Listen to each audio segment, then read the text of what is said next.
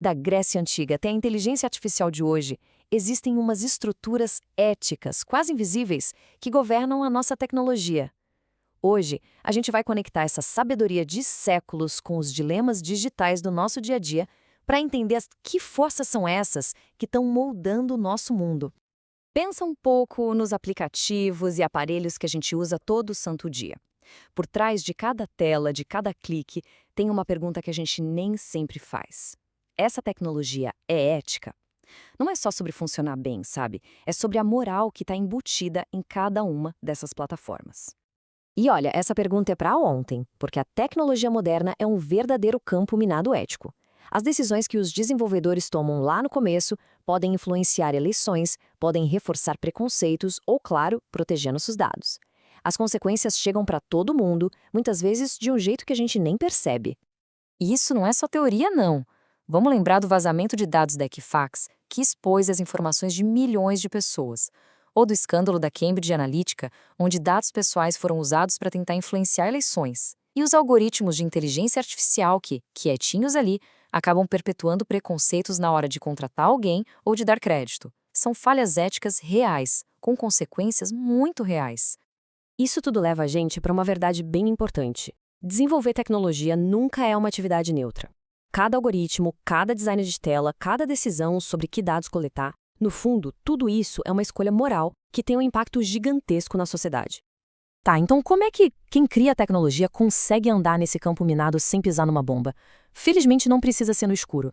Existe uma espécie de bússola moral, uma estrutura pensada exatamente para guiar essas decisões mais complicadas.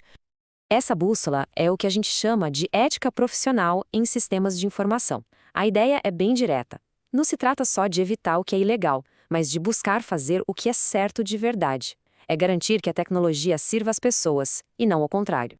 E por que isso é tão crucial? Bom, porque quando a ética vem primeiro, nossos dados ficam mais seguros e isso constrói aquela confiança que é a base de tudo entre quem usa e quem cria a tecnologia. Isso também incentiva um tipo de inovação que realmente melhora a vida das pessoas e, claro, faz com que as gigantes da tecnologia assumam a responsabilidade social que elas têm.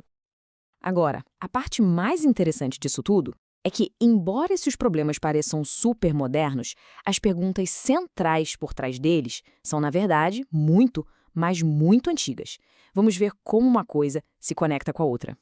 Olha só essa frase.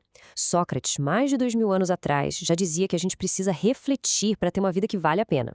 Ele basicamente convidou todo mundo a questionar as próprias crenças e ações. E é aqui que está a grande sacada. Se uma vida que não é examinada não vale a pena ser vivida, o que a gente pode dizer de um algoritmo que não é examinado? Um código que toma decisões sobre a nossa vida sem que ninguém tenha parado para pensar nas implicações morais dele. A provocação de Sócrates nunca foi tão atual. Então, um ponto central é este.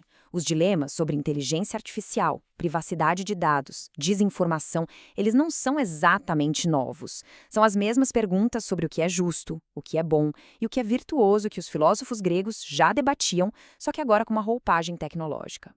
A boa notícia é que esses filósofos não nos deixaram de mãos abanando. Eles nos deram alguns sistemas operacionais éticos que a gente pode usar para analisar e tomar essas decisões tão difíceis.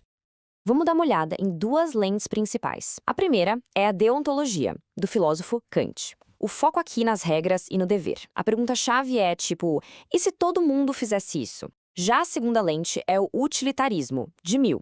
Aqui o foco muda para os resultados, perguntando, essa ação vai trazer o maior bem para o maior número de pessoas? São duas formas bem diferentes de olhar para a mesma decisão. E ainda tem uma terceira lente. A ética da virtude, de Aristóteles. Aqui, a gente para de olhar para a ação em si e começa a olhar para o caráter da pessoa. A pergunta não é mais o que eu devo fazer, e sim que tipo de pessoa eu quero ser. A ideia é que se a gente cultivar virtudes como honestidade e justiça, as decisões éticas acabam se tornando algo natural. Ok, mas como a gente usa isso na prática? É um processo de 4 passos. Primeiro, você identifica qual é o dilema e quem está envolvido. Depois, analisa esse dilema usando as lentes das regras, dos resultados e do caráter. Ao combinar essas 3 visões, as decisões se tornam muito mais bem pensadas, mais robustas. Beleza, com essas ferramentas em mãos, agora a gente pode olhar para frente e começar a pensar em como podemos juntos construir um futuro tecnológico que seja mais ético para todo mundo. É fundamental entender que essas não são só decisões técnicas isoladas. A ética que a gente programa nos nossos sistemas hoje se torna a fundação da sociedade de amanhã. Nós estamos literalmente escrevendo o código dos valores do nosso futuro. Então, qual é o caminho a seguir? Bom, parece que ele se apoia em 4 pilares. Primeiro, a ética precisa ser parte da formação de quem trabalha com tecnologia. Segundo, as empresas têm que criar uma cultura que incentive o debate ético, que não tenha medo dessas perguntas. Terceiro, a gente precisa exigir mais transparência e responsabilidade sobre como os algoritmos funcionam. E, por último, tem que existir um diálogo constante entre quem cria a tecnologia e quem a utiliza. E para fechar, a gente volta para a ideia do começo. Se cada linha de código é, no fundo, uma decisão moral, a pergunta final que fica para todos nós é: que tipo de sociedade a gente está escolhendo construir, seja de forma consciente ou não, com a nossa tecnologia? A resposta está sendo escrita agora, a cada dia, em cada decisão.